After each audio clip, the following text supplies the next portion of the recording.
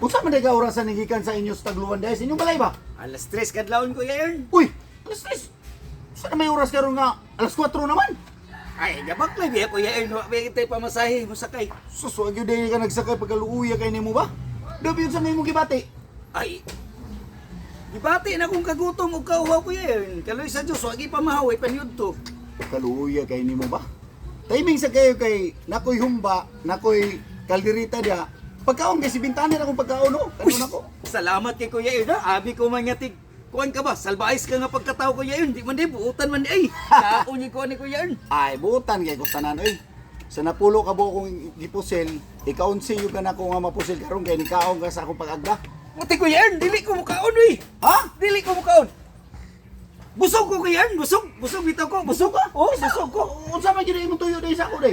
Ito Kuya Ern, mamaylo ta o kwarta nimo Kuya Ern. May lura kwarta dai. Sus Ginoo ko, wala koy kwarta. Kaon na lang imo.